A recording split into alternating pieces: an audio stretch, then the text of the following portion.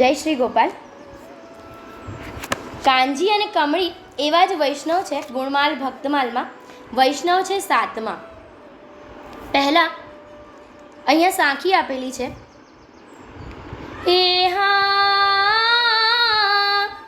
શુભ કાન કમરી સ્નેહ સંબંધી ખરે રસુબાસી અનન્ય જનયેહ ખષ્ટી ખેલયુપાસી નિષદિન સુત રઘુનાથ ભુવન ભલી પેર ભ્રાજે શોભિત ભ્રત જન સાત શુભ ગુણ ગાન સમાજે પૌહોવ્યા પ્રસન્ન પ્રકાર કે खट 10 मंडप खर्चे वहे भर 7000 के राजित आ घर राचे राजित आ घर राचे. એનો ભાવાર્થ આપ્યો છે. પ્રભુના સાચા ભક્ત છે તે તો માત્ર સેવા કરવાનું જ ચાહે છે. દેવના દેવ એવા શ્રી ઠાકોરજીમાં અનંતા રાખે છે અને અનંત સુખ લેવા માટે પોતાનું સર્વસ્વ શ્રી ઠાકોરજીને અર્પણ કરે છે. એવા જ અહીંયા એક વૈષ્ણવ છે કાંજી અને કમળી. ધોળકા ધંધુકા પાસે ખરેર નામના ગામમાં કાંજીભાઈ નામે એક લુવાણા વૈષ્ણવ રહેતા, જેઓ માત્ર શ્રી ગોપાલ પ્રભુનું જ સ્મરણ કરતા, બીજા કોઈ પણ દેવને માનતા નહીં.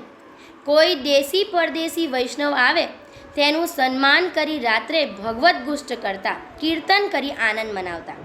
શ્રી ગોપાલલાલના સેવનમાં અને ગુણગાનમાં કરવામાં મશગુલ બની જતા. આપણું એક કીર્તન છે ને કાફીનું 17મું કીર્તન છે.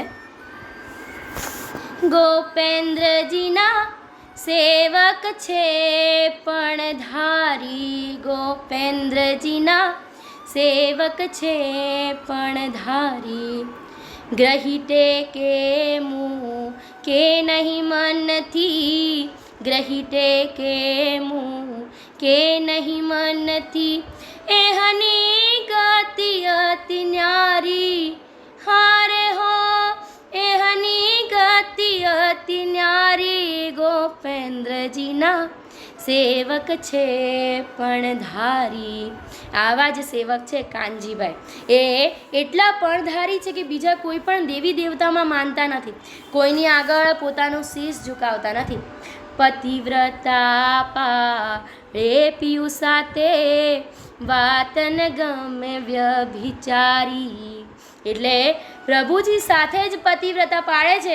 વ્યભિચારી એટલે કોઈ પણ બીજા ભગવાનની વાતચીત એમને ગમતી નથી.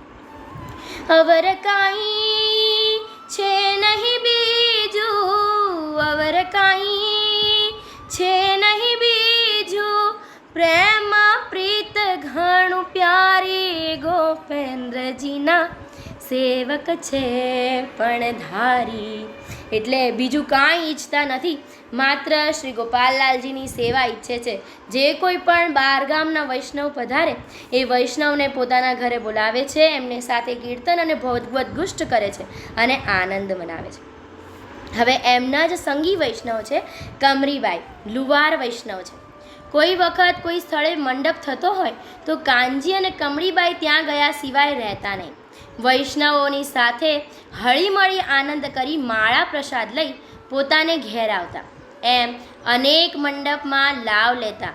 પોતાના મનમાં પણ ઉમંગ થતો કે આપણે ઘેર મંડપ કરી શ્રી ઠાકોરજીને પધરાવીએ અને વૈષ્ણવના મેળાપનું સુખ લઈએ. એટલે એમ કહેવાય ને કે ઠાકોર ધારે ત્યારે મનમાં મનોરથ થાય. એમના સંગી છે કમળીબાઈ અને કમળીબાઈ અને બંને પોતે મંડપમાં જતા.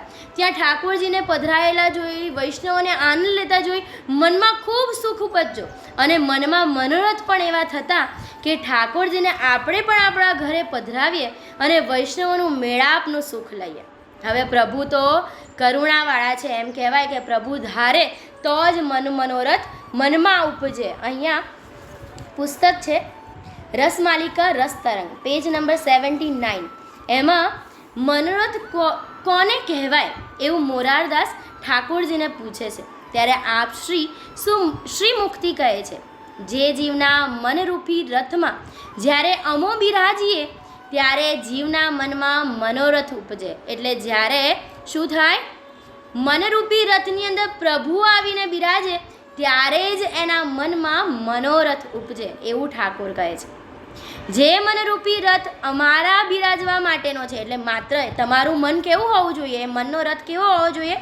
ઠાકોર બિરાજે એવો લાયક હોવો જોઈએ.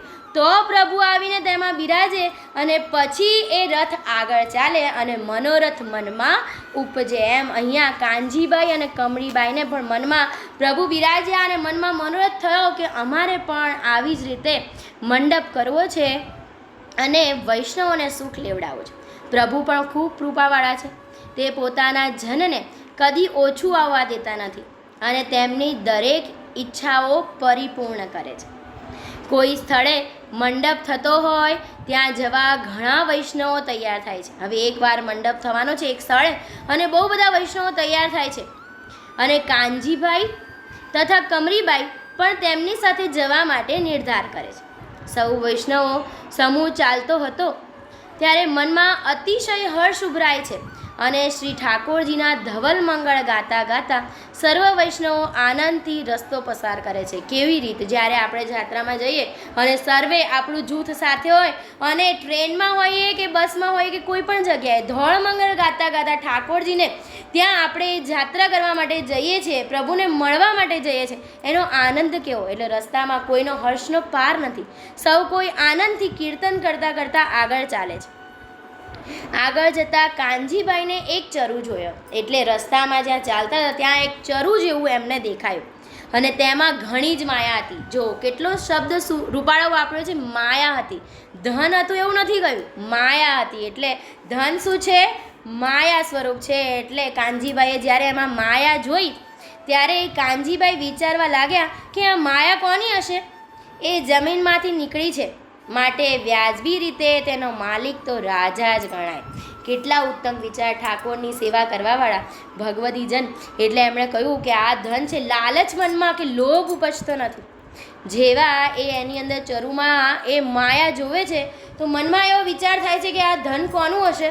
હવે જમીનમાંથી એ ચરુ નીકળ્યો છે તો આ જમીન ઉપર જેનું રાજ્ય છે એ રાજાના જ હકનો એ ગણાય.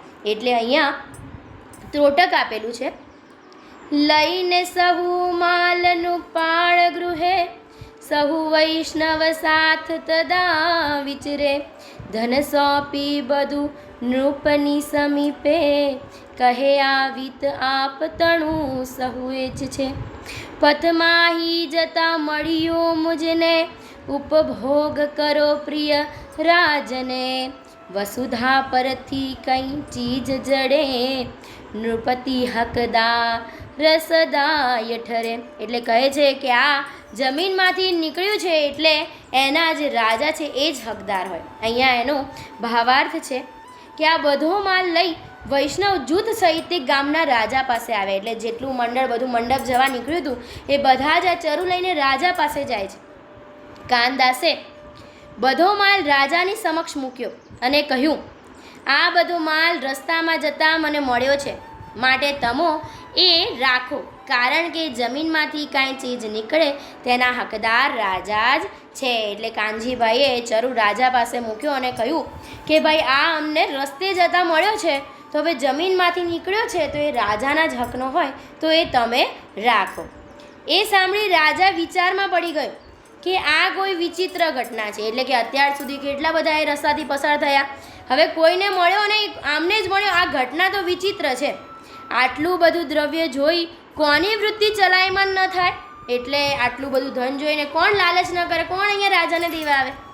રાજાને આવું મનમાં વિચાર આવ્યો, છતાં એ મને આપવા આવે છે માટે આમાં કાંઈ ભેદ છે. એટલે રાજાના મનમાં પણ વિચાર આવ્યો કે ભાઈ આમાં કંઈક ભેદ છે, કારણ કે વસ્ત્ર જોઈને ખ્યાલ આવી ગયો વૈષ્ણવો છે ને આ બહુ ભગવતી લાગે છે કે આટલું બધું ધન જોયા છતાં એમની વૃત્તિ ચલાયમાન નથી થઈ. એટલે એ વિચાર કરી અને દીનતાથી રાજા કહેવા લાગ્યા, મારાથી એ ન રાખી શકાય, તમે પ્રભુના કૃપાપાત્ર છો. જો કેટલું મહાન રસ્તો છે, રાજા પણ એટલો મહાન. હવે આજના જમાનામાં આવું ગોતવા જઈએ તો કોઈ મળે? કોઈ ન મળે. પણ આ તો એક પ્રભુની લીલા છે. પ્રભુએ કાનજી અને કમળીબાઈના મનમાં જે મનોરથ ઉપજ્યો છે એને પૂર્ણ કરવા માટે ઠાકોરે લીલા કરી.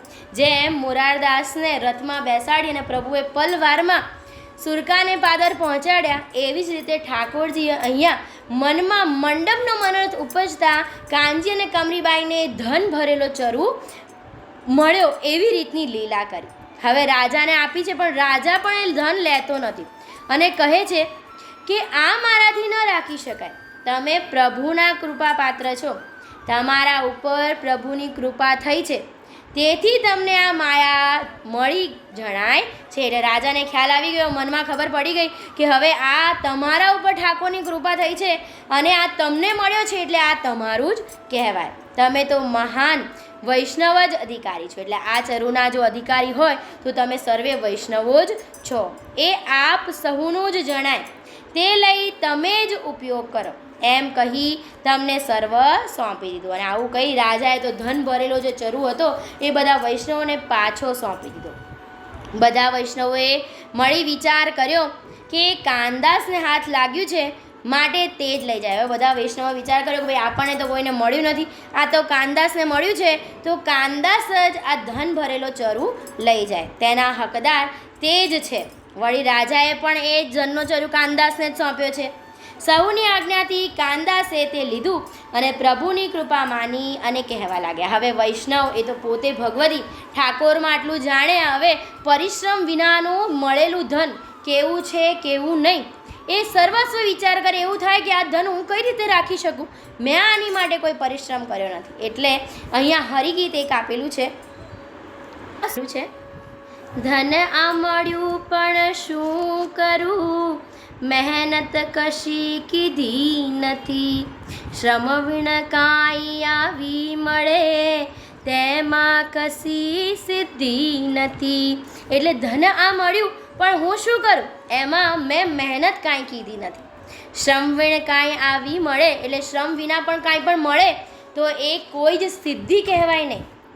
તે હોય કેવા જીવનું આખર મને વ્યાધિ નડે, જેથી કહો ઉપાય એવો સર્વ ઠેકાણે પડે. એટલે કેટલી ઉત્તમ વાત કરી કે હવે આ જીવ આ કેવા જીવનું છે, જો હું એને રાખી લઉં શ્રમ કર્યા વગર મહેનત વિનાનું, તો એ મને ખપે નહીં અને મને એની વ્યાધિ આવીને નડે. તો હવે આપ જ કંઈક ઉપાય કરો કે જેથી આ સર્વસ્વ ઠેકાણે પડે. કેટલો ઉત્તમ વિચાર. જેમ આપણે કહીએ ને કે આપણે કંઈ પણ ઉપાધિ હોય તો આપણે ઠાકોરને અને એના ભગવતીજનને કહીએ છીએ, એમ બધા વૈષ્ણવો જે ભગવતીજનો છે એની આગળ આ કાનજીબાઈ કહે છે કે ભાઈ આ ઉપાધિ કહેવાય, મારે નથી જોઈતું, કોઈક એવો ઉપાય બતાવો કે બધું સારે ઠેકાણે પડી જાય. એટલે વૈષ્ણવો પ્રીતિ વિનંતી કરવા લાગ્યા કે આ ધન તો મળ્યું પણ મેં કાંઈ મહેનત કરી નથી. મહેનત વિના આવી મળેલા ધનથી કોઈ સિદ્ધિ થતી નથી. વળી તે કોણ જાણે કેવા જીવનું સંગ્રહેલું હશે, કદાચ મારે આખર વ્યાધિ ભોગવવી પડે, માટે એવો ઉપાય બતાવો જેથી સર્વ ધન ઠેકાણે પડે અને તેનો સદઉપયોગ થાય. એટલે એમ કહે છે કે આવો કોઈ એક રસ્તો એવો બતાવો કે જેથી કરીને સર્વ ધન ઠેકાણે પડી જાય, મારે આ ધન જોઈતું નથી. વૈષ્ણવો ત્યારે જવાબ આપીને કહેવા લાગ્યા, તમારો વિચાર બહુ સારો છે, માટે તમે બહુ મોટો મંડપ બાંધો અને શ્રી ઠાકોરજીને પધરાવી વૈષ્ણવોને લાભ લેવડાવ્યો. એટલે કાનજીભાઈને આટલું બધું મળ્યું તોય મનમાં એવું થયું નહીં કે હું જાતે મનોરથ કરું. એમણે વૈષ્ણવોને પૂછ્યું અને પ્રભુએ એ વૈષ્ણવના મનમાં બેસીને એમનો મનોરથ કહેવરાવ્યો કે ભાઈ તમે તો મંડપ કરો અને વૈષ્ણવોને આનંદ લેવડાવો. અહીંયા કાનજીભાઈએ સર્વની આજ્ઞા માની અને સૌએ મંડપમાં જઈ આનંદ લીધો. હવે અહીંયા એક વલ્લભાચાર્યનો એક સુંદર પ્રસંગ છે. આપણે એકચ્યુઅલી પહેલાં દિનેશ મામાએ કહેલો છે, હું ફરીથી એક વર્ણવું છું કે શ્રીજી બાવાની એક વૈષ્ણવ સેવા કરતા હતા, ખવાસ હતા, એ ઠાકોરજીની સેવા કરતા અને દરરોજ શ્રીજી બાવાને વિનંતી કરતા કે શ્રીજી બાવા તમે મને છે ને તમારા લીલા પરિકર સાથેના દર્શન કરાવો. અને શ્રીજી બાવા એ વખતે તો બધા વૈષ્ણવો ખવાસ સાથે સન્મુખ વાતચીત કરતા, એટલે એ શ્રીજી બાવાએ ખવાસને કહેતા કે ના હું તો તને નહીં કરાવું. એટલે એ જે ખવાસ હતો શ્રીજી બાવાની સેવા કરતા પણ દુઃખી રહેવા લાગે હવે જ્યારે આપણે ઠાકોરની સેવા કરીએ તો કેવા હોઈએ? આનંદિત હોઈએ, ખુશ હોઈએ. આ તો સન્મુખ પ્રભુ બિરાજે છે, પણ આ ખવાસ જે છે એ દુઃખી રહે છે. એટલે વલ્લભાચાર્યજીએ ખવાસને એકવાર દુઃખી જોયો એટલે એ પૂછે છે કે ભાઈ તું કેમ દુઃખી છે? તું તો ઠાકોરની સેવા કરે છે શ્રીજી બાવાની, તો પછી તું દુઃખી કેમ છે? તો ખવાસ બધી વાત કરે છે કે ભાઈ શ્રીજી બાવાને મેં કહ્યું કે તમે મને લીલા પરિકર સાથે દર્શન કરાવો, પણ પ્રભુ તો ના પાડે છે. એટલે વલ્લભાચાર્યજી કહે છે પ્રભુ તો નાના બાળક છે, એ તો શું કરે છે? તારી ઠેકડી ઉડાડે છે. લાવ હું તને કહું છું કે તને દર્શન કરાવશે. અને વલ્લભાચાર્યજીએ ખવાસનો હાથ પકડી શ્રીજી બાવા જ્યાં બિરાજે છે ત્યાં લઈ જાય છે ને એમ કહે છે કે આ પડદો જે છે એ આળસને ખોલ તો તને દર્શન થશે. ને જેવું આળસ ખોલે છે ત્યાં એ સુંદર સ્વરૂપ શ્રીજી બાવાનું પલંગ ઉપર પોઢ્યું છે અને સ્વામિનીજી બાજુમાં છે અને ખવાસ ચારે બાજુ અલગ અલગ પ્રકારની સુંદર સેવા કરી રહ્યા છે. કોઈ માળા પોરવી રહ્યા છે, કોઈ શિંગાર તૈયાર કરી રહ્યા છે, કોઈ સામગ્રીની સેવા કરી રહ્યા છે, કોઈ સજાવટ કરી રહ્યા છે. ને એટલું સુંદર દ્રશ્ય છે કે ખવાસ જોઈ અને વલ્લભાચાર્યજીના ચરણમાં પડી જાય છે. એમ એ વલ્લભાચાર્યજીએ શ્રીજી બાવાએ વલ્લભાચાર્ય દ્વારા એમનો મનોરથ પૂર્ણ કરાવ્યો હતો. અહીંયા પણ જે ઠાકોરજી છે એ ઠાકોરજીએ પણ શું કર્યું? વૈષ્ણવો દ્વારા અહીંયા એમને કહેવરાવ્યું કે તારો મનોરથ છે તું આ પ્રમાણે મનોરથ પૂર્ણ કર. અને કાનજીભાઈએ પણ એ આજ્ઞા સ્વીકારી. કાનજીભાઈએ પછી તો ઘરે આવી પત્રિકા લખી, ઠેક ઠેકાણેથી અનેક વૈષ્ણવોને પધરાવ્યા. જે અનુપમ અનીનતા ધારણ કરવાવાળા પ્રભુના વહાલા છે. અનેક ગુણવત્તાવાળા પ્રભુ ક્ષણ પણ વિસરતા નથી. અનેક ગુણરૂપી આભૂષણથી અલંકૃત છે. એવા અનેક વૈષ્ણવો મળી 7,000 વૈષ્ણવોનો સમૂહ ત્યાં ભેગો થયો. એટલે 7,000 વૈષ્ણવોનો સમૂહ ત્યાં ભેગો થયો અને સૌ કોઈ કીર્તન કરતા અને ખૂબ આનંદ કર્યો. કીર્તન કરતા ક્ષણ પણ અવકાશ નથી. એવી રીતે આખી રાત પ્રભુના ગુણ કીર્તન ગાઈ આનંદ કર્યો છે. એવી રીતે ધામધૂમથી 15 મંડપ કર્યા. એટલે આ જે ચરુનું ધન મળ્યું એમાંથી એક નહીં, પ્રભુ આગળ એક મનોરથની એમણે કહ્યું હતું. અહીંયા પ્રભુએ એમની પાસે 15 મંડપ કરાવ્યા. 15 મંડપ એમણે કર્યા અને ફરીથી 16મો મંડપ કરવા માટે પત્રિકા લખી. આ વખતે શ્રી જમનેશ મહાપ્રભુજી અમદાવાદ બિરાજતા હતા. એટલે શ્રી ગોપેન્દ્રલાલજી લીલા વિસ્તારી ગયા હતા અને જમનેશ મહાપ્રભુજીનો ડુંગરપુરમાં ગાદી તકીએ એમને ગાદી સોંપવામાં આવેલી અને જમનેશ મહાપ્રભુજી ત્યાંથી અમદાવાદ પધાર્યા હતા. ત્યાં પત્રિકા પહોંચી અને સૌએ વાંચી. હવે કાનજી અને કમળીબાઈએ બંને ગોપેન્દ્રજીના અનીન અને અટંકા સેવક, એમના સિવાય ક્યાંય પોતાનું મસ્તક નમાવતા નહીં. એટલે એટલા આટંકા હતા, એમણે આ પત્રિકાની અંદર જમનેશ મહાપ્રભુજીનું નામ લખેલ નહીં.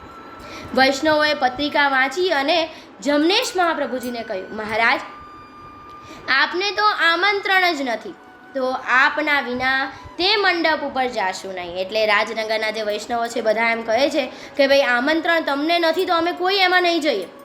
વૈષ્ણવોની આવી વાત સાંભળીને કરુણાથી શ્રી જમનેશ કહેવા લાગ્યા, ખષ્ટીનો મંડપ થાય છે એમ જાણી તમે જટા અટકશો નહીં. એટલે ખષ્ટીનો મંડપ છે, દાદાજીનો મંડપ છે, તો હવે એમાં જયા વગર ચાલે નહીં.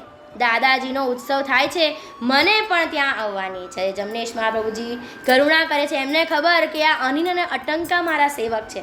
એટલે એ સેવકને પોતાના શરણે લેવા માટે એમણે લીલા કરીને કહ્યું કે મારે દાદાજીનો ઉત્સવ છે એટલે મારે તો જવું જ છે. અને એટલા માટે સર્વ જૂથ એકઠું થઈ ત્યાંથી વિદાય થયું અને ખરેડથી એક ગાંવ દૂર આંકરું ગામ છે ત્યાં ડેરા તંબુ નાખીને ઉતારો કર્યો. એટલે સર્વ કોઈ ત્યાં આગળ આવ્યા, એક ગાંવ દૂર ત્યાં આગળ ડેરા તંબુ નાખ્યા અને જમનેશ મહાપ્રભુજી ત્યાં બિરાજ્યા. હવે ફસરામે પહેલાં જઈને જાણ કરી. એટલે વૈષ્ણવ છે ફસરામજી, એ ત્યાં પહેલાં જાય છે કામજી કમરીને ત્યાં અને કહે છે કે ભાઈ જમનેશ મહાપ્રભુજી પધાર્યા છે અને તેમને માટે સામયું લઈને આપણે જઈએ અને એમને પધરાવીએ. એટલે સંવત 1741 ચૈત્રવદી પાંચમને દિવસે વૈષ્ણવ મૃદંગ ઝાંઝ વગાડતા સામયું લઈને એક ગાંવ સુધી આવ્યા. એટલે એક ગાંવ સુધી જમનેશ મહાપ્રભુજીનું ધામધૂમથી વાજતે ગાજતે વૈષ્ણવો સામયું લઈને ગયા અને તેમને પધરાવ્યા. વૈષ્ણવોના હૃદયમાં ભાવ તરબોળ છે. ઉરમાં ઉમંગ સમાતો નથી.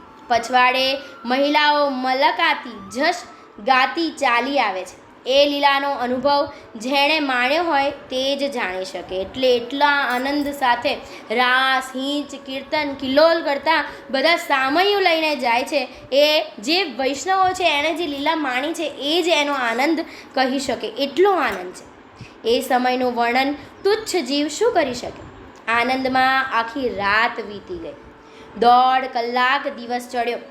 શ્રી જમનેશ મંડપે પધાર્યા. એટલે દિવસના 1.5 કલાકે અહીંયા જમનેશ મહાપ્રભુજીને સામયું લઈ અને મંડપે આવ્યા અને બધાને આનંદ થયો.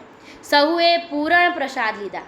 7 દિવસ રોકાયા અને 7મે દિવસે શ્રી જમનેશ મંડપમાં બેઠકે બિરાજ્યા અને વૈષ્ણવોએ હાથ જોડ્યા. જમનેશ મહાપ્રભુજી 7 દિવસ આ કામજી કમરીને ત્યાં બિરાજ્યા અને પછી 7મે દિવસે બેઠકે બિરાજ્યા અને વૈષ્ણવોએ હાથ જોડ્યા છે.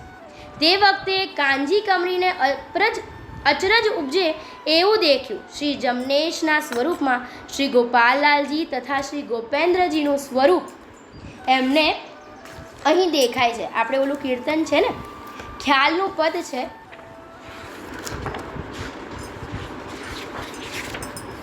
જીવા જમનેશ પિયાસુ કરને પ્રીત પરાગી. હા, જીવા જમનેશ પિયાસુ કરને પ્રીત પરાગી. હા, ભરે કશો મન આણિશ માતું, ભરે કશો મન આણિશ માતું, તારે સિર પર રહ્યો છે ગાજી પિયાસુ કરને પ્રીત પરાગી. હા, કાનજી કમળીના વાલે કોડજ પૂર્યા, દર્શન દીધું છે દાદાજી. હા, કાનજી કમળીના વાલે કોડજ પૂર્યા, દર્શન દીધું છે દાદાજી. હા, જીવ જમનેશ પિયાસુ કરને પ્રીત પરાગી. એટલે કહે છે ને કે કાનજી કમળીના વાળે કોડ જ પૂર્યા. અહીંયા આપણને એનું પ્રમાણ મળે છે કે કાનજી કમળીના કોડ પૂર્યા વાલે અને દર્શન દીધું દાદાજી. એટલે દાદાજીનું દર્શન એમણે કાનજી કમળીએ હરખથી મંડપ કર્યો. ઠાકોરજીને પ્રભુ જમનેશને પધરાવ્યા. પણ હૃદયમાં કંઈક ખૂણે એવી ઈચ્છા હતી કે મારે ગોપાલલાલજી કે ગોપેન્દ્રલાલજીના દર્શન શ્રી જમનેશ મહાપ્રભુજીના કરવાના છે. એટલે જમનેશ મહાપ્રભુજી એ બધા જ જૂથની વચ્ચે કાનજી અને કમળીબાઈને શ્રી ગોપાલલાલજી તથા ગોપેન્દ્રલાલજીના સ્વરૂપનું દર્શન થયું. કેટલું સુંદર સ્વરૂપ! ત્રણેય સ્વરૂપના દર્શન શ્રી જમનેશ મહાપ્રભુજીએ ત્યાં એ બેઠક ઉપર બિરાજીને સર્વને બતાવ્યા.